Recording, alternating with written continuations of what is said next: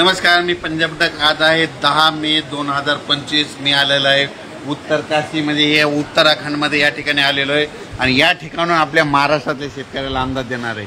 महाराष्ट्रातल्या शेतकऱ्याला सांगू इच्छितो की राज्यामध्ये ज्यांचे हळद असेल, कांदा असेल, तुम्ही काय करा की 11 तारखेपर्यंत काढून झाकून ठेवा, कारण की राज्यामध्ये 12 तारखेपासून जवळपास 12 पासून 20 पर्यंत राज्यात भाग बदलत पावसाळ्यासारखा पाऊस पडणार आहे, म्हणून हा अंदाज लक्षात येतात। पण राज्यातल्या सर्व शेतकऱ्याला सांगू इच्छितो की मध्ये हा पाऊस मान्सून पूर्व असणार आहे, म्हणून हे लक्षात येतं। आणि राज्यातल्या परत एक शेतकऱ्याला सांगू इच्छितो की राज्यामध्ये आणखी सांगायचं झालं तर म्हणजे सगळ्यासाठी आनंदाची बातमी, मान्सून 12 मेला दस्तक देणार आहे। अंदमान बेटावर दस्तक म्हणजे धडक देणार आहे, म्हणजे अंदमान बेटावर दाखल होणार आहे, म्हणजे यावर्षी जवळपास 8-10 दिवस लवकरच येणार आहे, म्हणून हा अंदाज लक्षात येतात।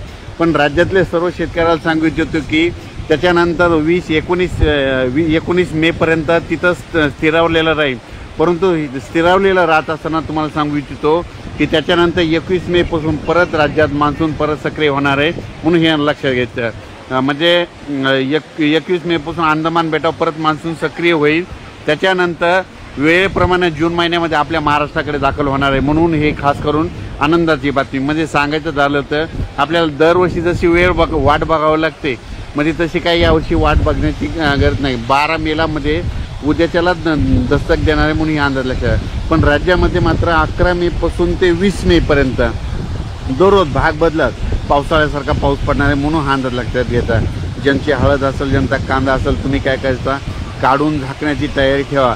आणि ज्यांच्या ऊसावाल्या शेतकऱ्यासाठी खूप आनंदाची बातमी, कारण की राज्यामध्ये काय झालं की यावर्षी ऊसासाठी पाणी कमी पडत आहे, म्हणून सर्व शेतकऱ्याला आनंदाची बातमी की ऊसाला तुमचे 2 पाणी वाचतील असा पाऊस पडणार आहे, ऊसाच्या सऱ्यामध्ये पाणी साचेल असा पाऊस पडणार आहे, म्हणून हा अंदाज लक्षात येतात। म्हणजे खास करून ही ऊस शेतकऱ्यासाठी आनंदाची बातमी म्हणून लक्षात येतं।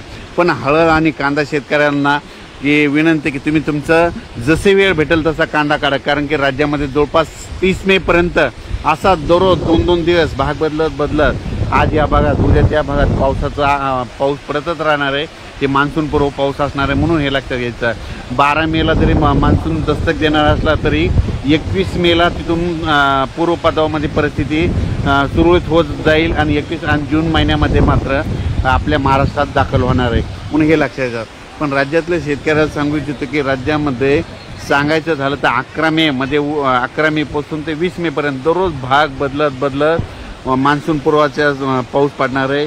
म्हणजे तो पाऊस पूर्व विदर्भ, पश्चिम विदर्भ, दक्षिण महाराष्ट्र, उत्तर महाराष्ट्र, कोकणपट्टी, खानदेश, मराठवाडा सगळीकडे पडणार आहे आणि दररोज भाग बदलत पडणार आहे। म्हणजे जवळपास 20 तारखेपर्यंत प्रत्येक गावाला 2 वेळेस तरी पाऊस येऊन जाणार आहे, म्हणून हा अंदाज लक्षात येतात। ऊसावाल्यासाठी खास करून ही आनंदाची बातमी।